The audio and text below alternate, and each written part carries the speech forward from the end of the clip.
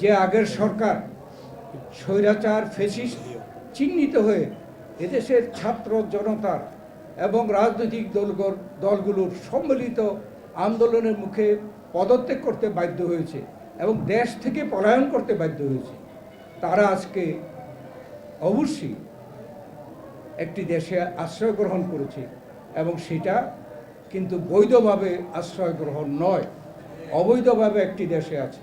সেখান থেকে তারা ষড়যন্ত্র করবে এটা আমরা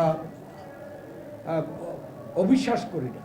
কেননা তারা চেষ্টা করবে, তারা পতিত একটি স্বৈরাচারী সরকার, তারা চেষ্টা করবে বাংলাদেশে একটা অশান্তি সৃষ্টির জন্য, আমাদের মধ্যে বিভেদ সৃষ্টি করার জন্য। সেই চেষ্টাগুলো যে করছে আপনারা নিজেরা সকলেই টের পাচ্ছেন। সেখানে আজকে আমাদের সকলের প্রয়োজন, জাতির প্রয়োজন। VRM প্রযুক্তি থার্মিক্স রড RICL TMX যুগের পর যুগ স্থাপনা থাকে মজবুত। যে এই সরকারকে তারা যেহেতু অন্তর্বর্তীকালীন সরকার, এই সরকারের প্রধান বলেছে শেখ হাসিনা অন্যায়ভাবে ক্ষমতায় টিকে থাকার জন্য সরকারের যতগুলো প্রতিষ্ঠান আছে তারা ধ্বংস করে দিয়ে গেছে এবং এই সরকারের যে প্রধান উপদেষ্টা বলেছেন সেই সকল ক্ষেত্রে সংস্কার করার তাদের ওয়াদা। তাই আমরা আশা করছি যত দ্রুত সম্ভব এই সকল ক্ষেত্রে সংস্কার করে, বিশেষ করে সবচেয়ে গুরুত্বপূর্ণ এবং অগ্রাধিকার হওয়া উচিত নির্বাচনের ক্ষেত্রে, নির্বাচনের পদ্ধতির ক্ষেত্রে যথাসম্ভব দ্রুত সংস্কার সাধন করা এবং নির্বাচনের একটি রোডম্যাপ দেওয়া। এটা আমরা আগেও বলেছি, সেই দিন আমাদের প্রধান উপদেষ্টা আহ্বান করেছিল, সেই দিনে আমরা এটা বড় ভালোভাবে উপস্থাপন করেছি যে আজকে যে সকল ছোটোখাটো সমস্যা নিয়ে আজকে আমরা দেখছি নানা রকমের ষড়যন্ত্র হচ্ছে।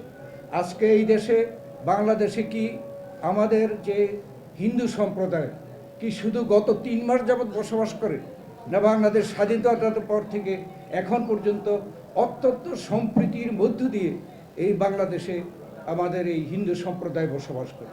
আজকে কেন আজকে ভারত থেকে শুরু করে আমাদের এখানের কিছু এই সম্প্রদায়ের কিছু লোক কেন এই ধরনের একটা সমস্যা সৃষ্টি করছে, সারা বিশ্বে বাংলাদেশের বদনাম করছে, আমাদের মানহানি করছে?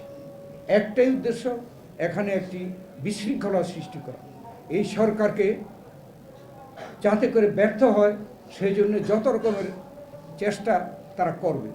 আর আমরা যারা এদেশের জাতীয়তাবাদী, গণতান্ত্রিক, দেশাত্মবোধে বিশ্বাসী, আমরা যারা স্বাধীনতা সার্বভৌমত্বে বিশ্বাস করি, গণতন্ত্রে বিশ্বাস করি, আমরা নিজের পায়ে দাঁড়িয়ে উন্নতির দিকে আমরা আশা করি, তাদেরকে আজকে ঐক্যবদ্ধ হতে